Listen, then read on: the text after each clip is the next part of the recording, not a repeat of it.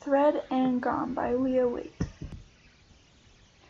The world, my dear Mary, is full of deceit, and friendships a jewel we seldom can meet. How strange does it seem that in searching around, the source of content is so rare to be found. Poem stitched by 13-year-old Lucy Ripley, Hartford, Connecticut, 1802. The simple folded leather packet looked old, cracked, and very out of place as it lay innocently on the bright red 4th of July tablecloth. A mystery from the past had interrupted my first Haven Harbor dinner party. Before I'd seen that packet and its contents, I'd been feeling high on more than the Pulley Frisée recommended by the owner of Haven Harbor's local wine and gourmet treats store. Buying beer, no problem. Wine, that's a whole different world. I'd gotten up the courage to invite Sarah, Bernay, Dave, Percy, and Ruth Hopkins, the 3 other Mainely Needlepointers who were going to be alone on the holiday, to join me to celebrate the official start of the tourist season and my first Maine 4th of July in 10 years. Ob Winslow and Katie Titcomb were celebrating with family. I figured all 3 of my guests would be understanding if my salmon was a little dry or my peas undercooked. But until the packet arrived, everything had been perfect.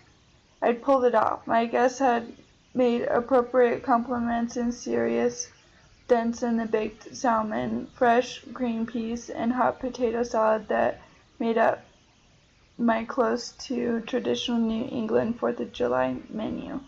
And I'd only had to interrupt Graham's Quebec honeymoon twice to ask for cooking advice and counsel. As I looked around the table, I couldn't help smiling. 2 months ago, I hadn't known these people. Today, I counted them friends as well as colleagues.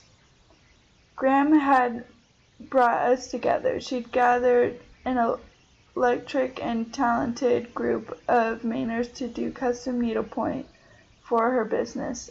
And as the new director of Mainely Needlepoint, I was reaping the benefits of her choices. Not only could everyone in the business do needlepoint, but they'd all brought their own personalities and talents to their work. Anyone meeting us for the first time would never guess that middle-aged Dave, Navy retiree, now high school biology teacher, also had an extensive garden of poisonous plants. Or that Sarah, whose pink and blue striped white hair and Aussie accent made her noticeable in a small Maine town, was also a member of the Staid Maine Antiques Dealers Association, or that Ruth Hopkins, a sweet little old lady whose arthritis forced her to depend on her pink wheeling walker, wrote erotica. And me, Angie Curtis, the most ordinary of the lot, as long as you understood that ordinary included 10 years working for a private investigator in Arizona. I knew how to use the gun I now kept hidden under Graham's winter gloves and scarves in the front hall. I was also the youngest of the group, 27, a born Mainer and a native of Haven Harbor. Most unusual in this crowd, I was just beginning to learn needlepoint. I was also learning that what it was like to live alone.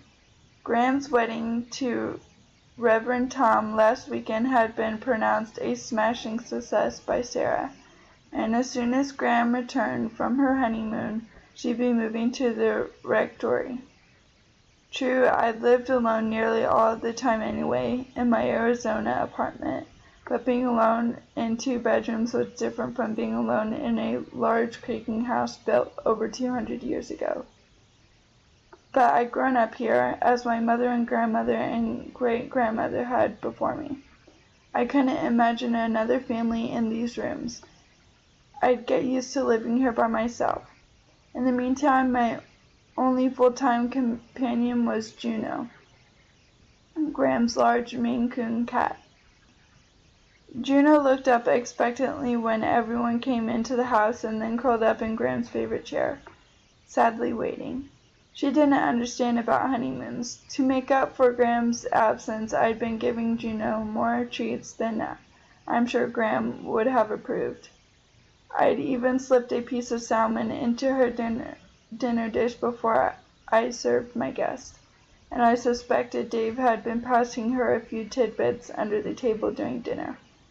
The four of us had comfortably finished off 2 bottles of wine and were debating the virtues of strawberry rhubarb pie now or strawberry rhubarb pie after the fireworks, when we heard a knock on the front door. The young people standing there could have been any 2 Haven Harbor teenagers celebrating the 4th, but they weren't.